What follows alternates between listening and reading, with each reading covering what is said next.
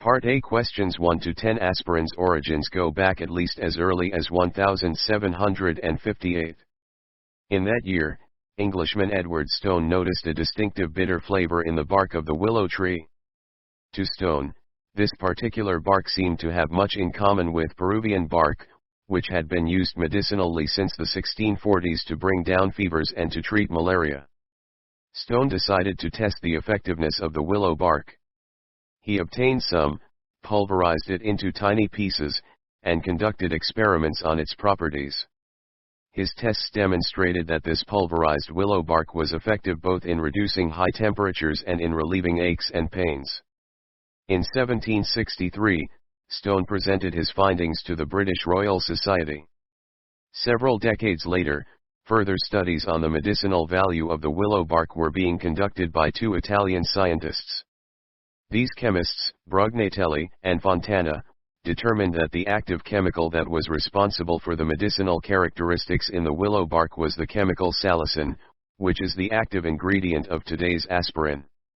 The name aspirin is the trade name of the drug based on the chemical salicin, properly known as acetylsalicylic acid.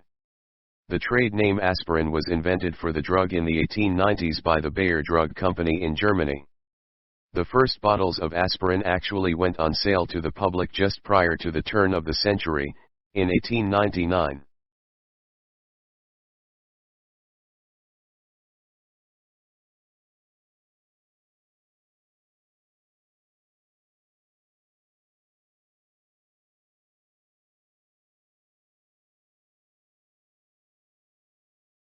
Part B. Questions 11 to 20. Herman Melville, an American author best known today for his novel Moby Dick, was actually more popular during his lifetime for some of his other works. He traveled extensively and used the knowledge gained during his travels as the basis for his early novels. In 1837, at the age of 18, Melville signed as a cabin boy on a merchant ship that was to sail from his Massachusetts home to Liverpool, England. His experiences on this trip served as a basis for the novel Redburn, 1849. In 1841 Melville set out on a whaling ship headed for the South Seas. After jumping ship in Tahiti, he wandered around the islands of Tahiti and Moorea. This South Sea island sojourn was a backdrop to the novel Amua, 1847. After 3 years away from home, Melville joined up with a U.S. naval frigate that was returning to the eastern United States around Cape Horn. The novel White Jacket, 1850, describes this lengthy voyage as a Navy seaman. With the publication of these early adventure novels, Melville developed a strong and loyal following among readers eager for his tales of exotic places and situations. However, in 1851, with the publication of Moby Dick, Melville's popularity started to diminish. Moby Dick, on one level the saga of the hunt for the great white whale, was also a heavily symbolic allegory of the heroic struggle of humanity against the universe. The public was not ready for Melville's literary metamorphosis from romantic adventure to philosophical symbolism. It is ironic that the novel that served to diminish Melville's popularity during his lifetime is the one for which he is best known today.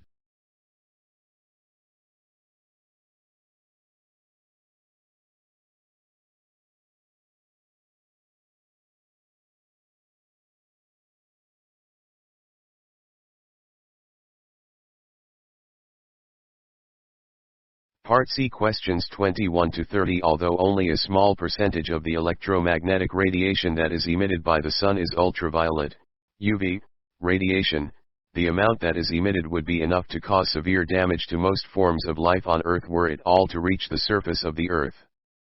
Fortunately, all of the sun's ultraviolet radiation does not reach the Earth because of a layer of oxygen, called the ozone layer, encircling the Earth in the stratosphere at an altitude of about 15 miles above the Earth.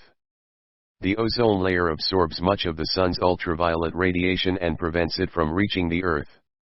Ozone is a form of oxygen in which each molecule consists of 3 atoms, 0,3, instead of the 2 atoms, 0,2, usually found in an oxygen molecule.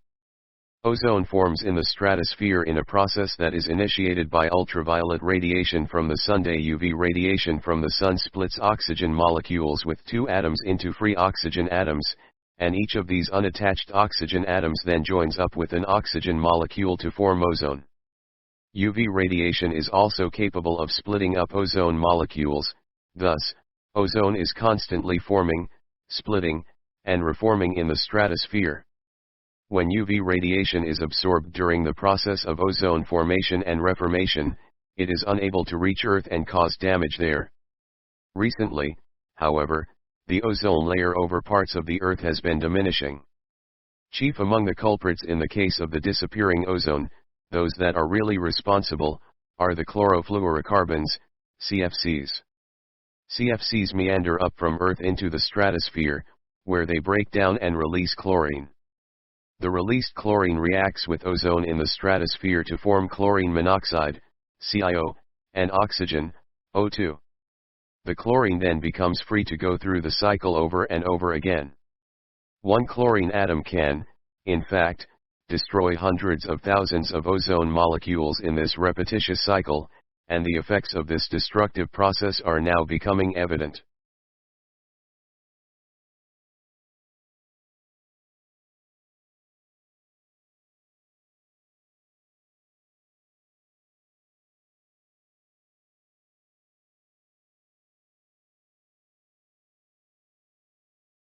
Part D questions 32 to 40. A number of non-metric measurements in common use may at first glance seem to lack the logic and clarity of the metric systems, with its measurements all neatly based on tens and multiples of tens.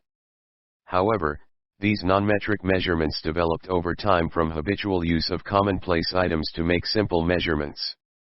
They might not seem like simple measurements today, but such is their history. The measurements foot and yard developed based on average lengths of body parts. As can be inferred from the name, the Romans used the term foot to describe the length of a man's foot, from the base of the heel to the tip of the big toe. Though not exactly an accurate measurement, due to the varying lengths of men's feet, a foot was a measurement that was easy to conceptualize and visualize by most people. The term yard was used extensively by the English as the measurement from the tip of a man's nose to the tip of his outstretched thumb. English King Edward I redefined yard as equivalent to 3 feet in 1305, and it still has this meaning today. To describe longer distances, the Romans also invented the use of the term mile. The word mile comes from the Latin word milk, which means 1,000. A mile was meant to conform to a distance of 1,000 paces, each pace consisting of 2 steps or approximately 5,000 feet. On the ocean, speed is measured in knots, with 1 knot roughly equivalent to 1 nautical mile per hour.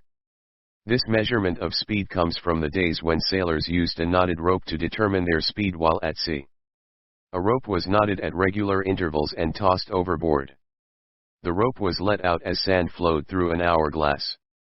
When the sand had passed through the hourglass, the speed of the boat was determined by counting the number of knots that had been let out.